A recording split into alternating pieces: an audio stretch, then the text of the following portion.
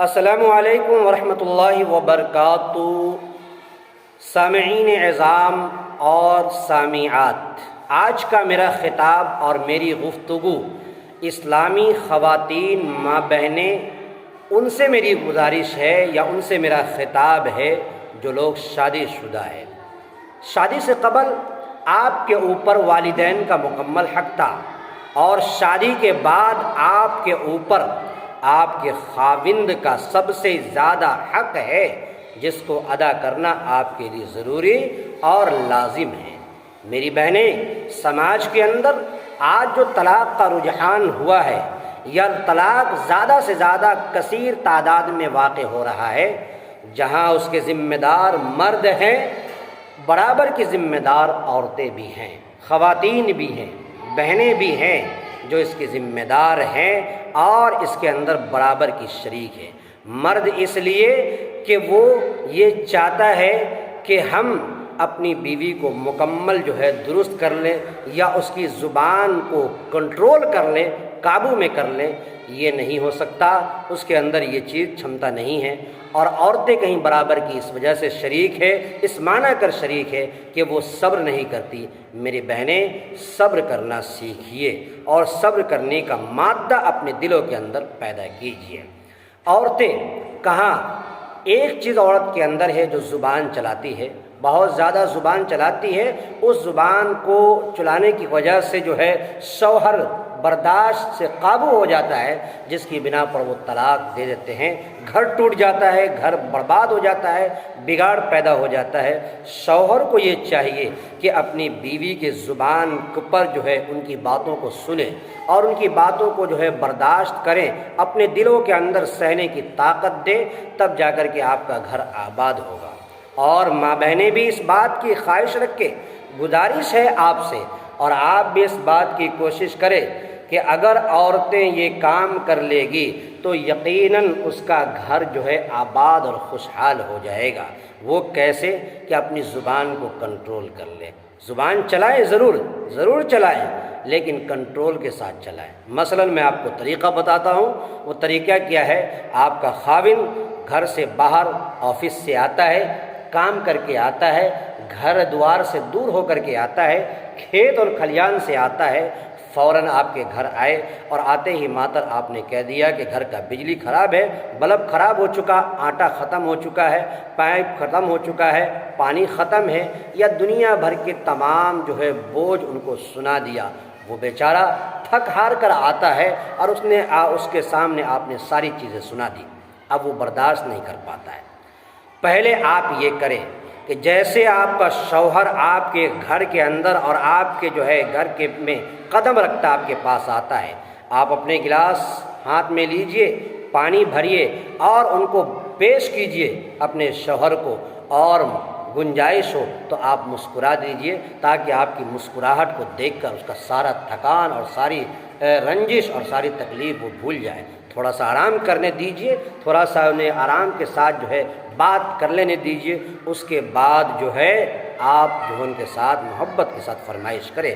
میرے دوستو، یہ دل جیتنے کا ایک بہت بڑا طریقہ ہے کہ ایک بیوی اپنے شوہر کے دل کو جیت سکتی ہے۔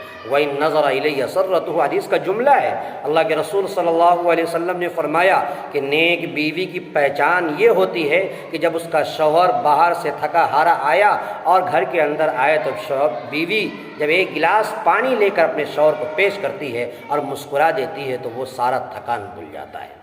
وہ آدمی، شوہر، اپنی بیوی کے زبان کو یا جھگڑے کو، میاں بیوی کے جھگڑے کو رفع دفع کرنے کے لیے ایک بزرگ کے پاس گئے۔ ایک بڑے بزرگ کا قصہ ہے۔ جب ان کے پاس گئے، گھر کا دروازہ کھٹکھٹایا، لیکن گھر کے اندر سے آواز آ رہی ہے کہ وہ بزرگ خود آپس میں میاں بیوی میں الجھے ہوئے اور جھگڑا ہو رہا ہے۔ وہاں سے وہ واپس آیا، بزرگ نکلے آٹھ سن کر، اور فوراً بلایا، کیا بات ہے، کیوں آئے تھے؟ کہا کہ میں یوں ہی زیارت کے لیے آیا تھا۔ نہیں، بتاؤ تم کیوں آئے تھے یہاں پر؟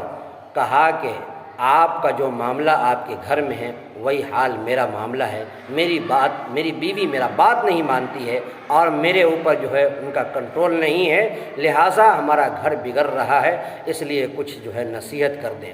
وہ بزرگ نے کہا کہ دیکھو، وہ بیوی ہے تمہاری، تمہاری شریک حیات ہے، تمہارے نخرے کو برداشت کرتی ہے، اور تم تھوڑی دیر کے لیے سوچو دل پر ہاتھ دے کر کہ آپ کو گھر چلانے کے لیے ایک خادمہ کی ضرورت ہوتی ہے، اسی طریقے سے کھانا بنانے کے لیے باورچی کی ضرورت ہوتی ہے، اسی طریقے سے کپڑا دھونے کے لیے ایک دھوبن کی ضرورت ہوتی ہے، اسی طریقے سے جو ہے آپ کے بچوں کی دیکھ بھال اور رکھوالی کرنے کے لیے ایک دائی کی ضرورت پڑتی ہے۔